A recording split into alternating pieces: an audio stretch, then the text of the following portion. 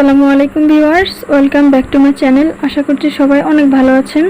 আজকে আমি আপনাদেরকে তৈরি করে দেখাবো খুবই সহজে চুলায় মাত্র 5 মিনিটে তৈরি করা যায় এমন একটি সুইস রোল কেকের রেসিপি। এটি তৈরি করা খুবই সহজ আর সময়ও খুব কম লাগে, তাই ঘরে একবার হলেও ট্রাই করবেন। তো চলুন মূল রেসিপিতে চলে যাওয়া যাক। এখানে আমি একটা বাটিতে 3টা ডিম ভেঙে নিয়েছি। ডিমটা এবার আমি একটা ব্লেন্ডারের জগে ঢেলে নিব। ডিমটা ফ্রিজে থাকলে অবশ্যই ডিমটা আধা ঘন্টা আগে নামিয়ে রাখবেন ফ্রিজ থেকে। এরপর এখানে আমি হাফ কাপ থেকে একটু বেশি চিনি দিয়ে দিব। সেই সাথে এখানে স্বাদ মতো একটু লবণ দিয়ে দিব। মিষ্টি খাবারে যারা লবণ পছন্দ করেন না তারা না দিলে চলবে, স্কিপ করবেন এখানে। এরপর ব্লেন্ড করা হয়ে গেছে, দেখেন একটা বাটিতে ঢেলে নিলাম।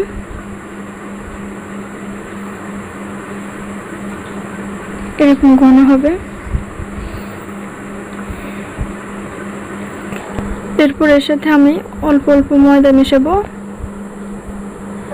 ময়দাটা আস্তে আস্তে করে অল্প অল্প একটু মেশাবেন,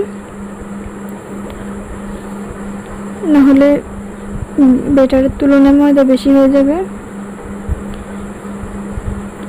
এরকম অল্প অল্প ময়দা দিয়ে এটাকে মেশাতে হবে। আমার এখানে প্রায় 1 কাপ পরিমাণ ময়দা লেগেছে। এরপর এখানে বেকিং পাউডার দিয়ে দিলাম 1 চা চামচ। হাফ চা চামচ দিয়ে দিব এখানে ভ্যানিলা এসেন্স।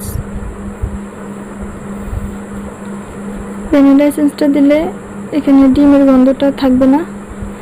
দেখেন ব্যাটারটা ঠিক এরকম ঘন হবে, দেখিয়ে বুঝে নেন।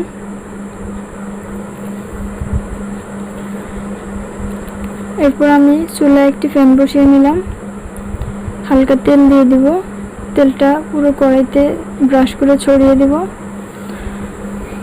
এরপর আমি কেকের ব্যাটারটা পুরোটা এখানে দিয়ে দিলাম।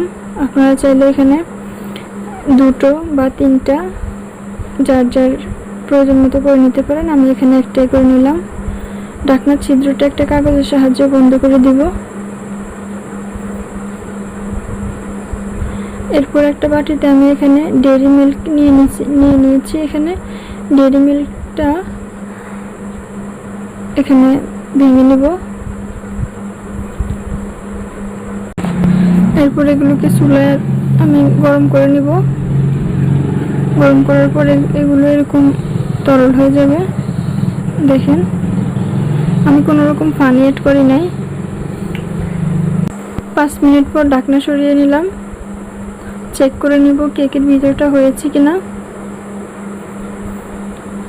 কেকটা আমার রেডি হয়ে গেছে। কেকের ভিতরটা সম্পূর্ণ হয়েছে। একটা প্লেটে তুলে নিলাম।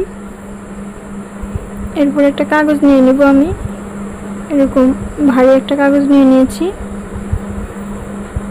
কাগজটা সয়াবিন তেল দিয়ে ব্রাশ করে নিয়েছি। এরপর কেকটা রাখলাম। রাখার পর এখানে চকলেটের মিশ্রণটা আমি দিয়ে দেব। চকলেটের ব্যাটারটা দিয়ে দিলাম। চকলেটের ব্যাটারটা যেন পুরোপুরি ঠান্ডা না হয়ে যায় সেদিকে খেয়াল রাখবেন। এরপর কেকের উপরে সম্পূর্ণটাই আমি ছড়িয়ে দেব। এরপর আমি এটাকে খুব সাবধানে ফোল্ড করে নেব। দেখেন ফোল্ড করা হয়ে গেছে। এরপর 2 মাথায় এভাবে মুড়িয়ে দিয়ে আমি একটা রাবারের সাহায্যে পেঁচিয়ে নেব। 2 মাথায় 2টা রাবার দিয়ে দিব।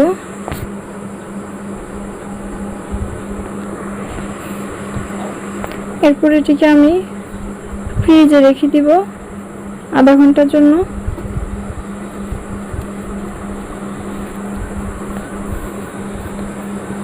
আধা ঘন্টা পরে এটা শক্ত হয়ে যাবে। ফ্রিজ থেকে নামিয়ে নিলাম। দেখেন খুলে দেখাচ্ছি। এটা পুরোপুরি শক্ত হয়ে গেছে।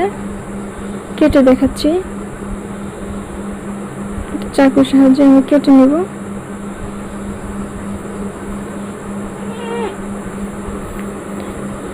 দেখেন কেটে নেওয়া হয়ে গেছে। কতটা মজাদার আর আমি দেখাচ্ছি, দেখেই বুঝতেছেন।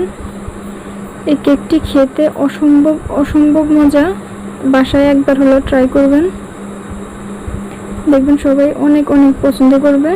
তো ভিডিওটি যদি ভালো লেগে থাকে অবশ্যই একটি লাইক দিয়ে দিবেন, কমেন্টে জানাবেন কেমন হয়েছে, আর অবশ্যই চ্যানেলটি সাবস্ক্রাইব করে দিবেন। ভালো থাকবেন। আসসালামু আলাইকুম।